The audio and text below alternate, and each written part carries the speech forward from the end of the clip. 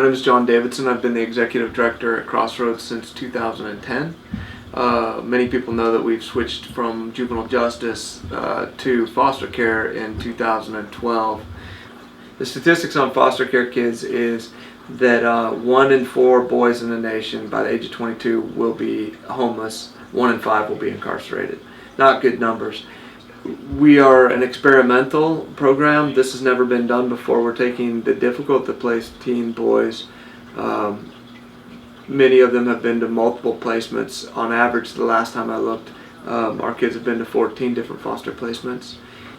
We're able to have success. We get calls weekly from caseworkers and judges and guardian ad litems at how amazed they are that their kid has been stable with us when they wouldn't be stable anyplace else. We're unique in that our kids average 14 different placements.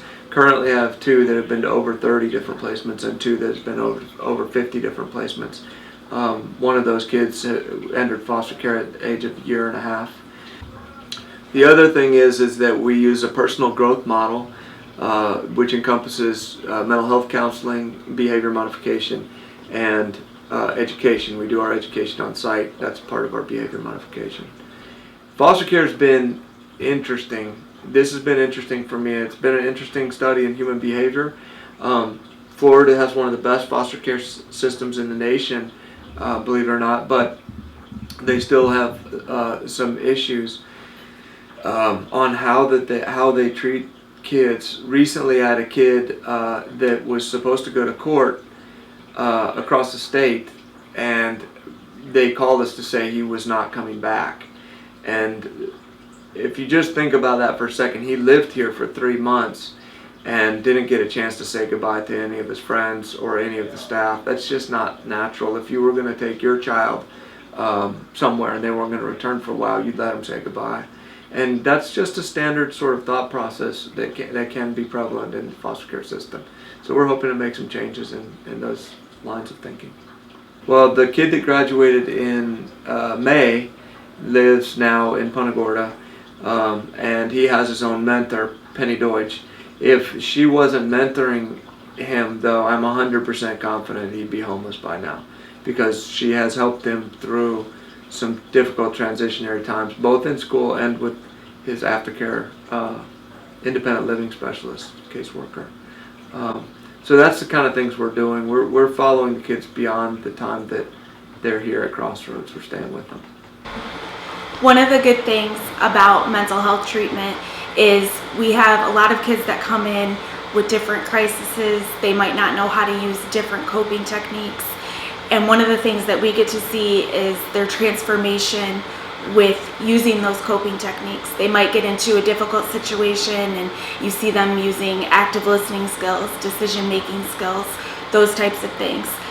The kids benefit from it too because they can see how they progress in those situations. I really love what I do. I have a passion for kids first and also staff, and I still feel the fire and hunger to come and successfully help these kids in becoming productive and responsible citizens. I'm really honored by the Lord because I believe it's His calling for me to do what I do. And as I said earlier, I wake up every morning with this joy to come and make whatever difference that I can. We give the youth a chance out here to get their GED, their high school diploma, some sort of education, as well as also trying to get them enrolled in college to be prepared for what may happen with them after Crossroads. It's just taking the 5 minutes out of your day to make them smile, say hi, let them know that someone cares, whether it be about their personal issues, their education. It doesn't matter what it is. Make them laugh, make them smile, joke with them for a little bit. You know, when I came on, you know, they explained to me that we was getting a group of guys that nobody else wanted. So I was up for the challenge, you know, and you know, since I've been here, it's been shaky, but you know, we're getting better. You know, we're getting troubled kids in. We're just trying to show them, you know what I'm saying, to do the right thing, you know, because some of these kids come from places where, you know, that we can't even imagine. Also, I relate to these kids because I was actually adopted myself, so I know similar to what some of these kids are going through, not having a family and not being wanted, so I can relate to a lot of these kids. And you know, I'm just out here every day trying to have a positive impact on these kids. We teach the young men life skills so that they can go out in the community and be better citizens in the community. Some are more interested in auto than they are wood, some vice versa. So little by little, I teach all of them a little something. On the other end of that, we have the automotive part of the shop where I bring cars in, sometimes staff, sometimes other cars. Then what we do is we take some time. A lot of the cars need a little work, so we bring whatever car we decide to give to a specific youth, we'll bring that youth in with that vehicle, allow him to work on it, get to know the vehicle, and have some sweat equity in it so that he'll appreciate it more when he takes it out of here. We do things different than any other group homes. We try and we actually care for our kids. We take them home on the weekends sometimes, do fun things, fishing, working on trucks, just being around our families. And these are our family. Besides our kids being students, we consider each kid like our own kids. We build bonds on them.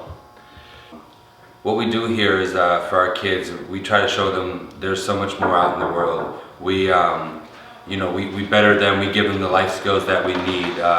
Me and my wife, we have actually adopted a student from here, and he was just, our blessing for me and my wife, and we plan on adopting many more. We want to give them the chance that they need, and we are just so thrilled for what we're doing, not only in Charlotte County, but throughout the whole state of Florida. It's been a life-changing experience for me. I absolutely love it. I wouldn't trade it for anything. I love the youth here. I've seen so much growth in individual youth. I've seen them mature in so many different ways, and it really open up and build better relationships with not only each other, but also with some of the staff and some of the mentors that are here. I would consider us more even sometimes mentors and counselors and big brothers rather than even than staff. But yes, we are staff, but it's more about the family atmosphere. We try to make a family atmosphere, and we're doing a good job on really bringing people here that really care about the youth, which I'm really impressed with, and I'm very happy about that. I'm seeing new people coming on that are doing a great job, really have a heart for these guys, and every day come to work, something fresh, something new, and I don't consider it work. It's like my second home,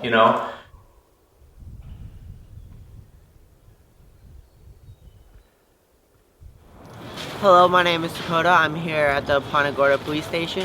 I'm here from AMI Kids Crossroads. I'm here with 3 of my peers, and what we are doing today is we are filling in the rest of this gravel around the edges, and we're going to be filling in dirt in these planters, and what we've been basically doing is we're creating a community garden.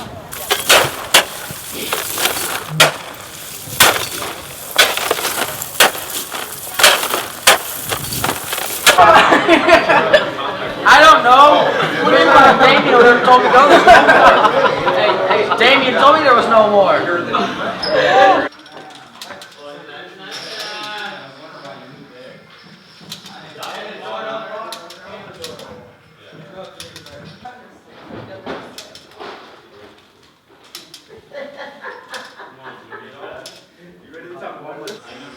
Thanks, Ruth.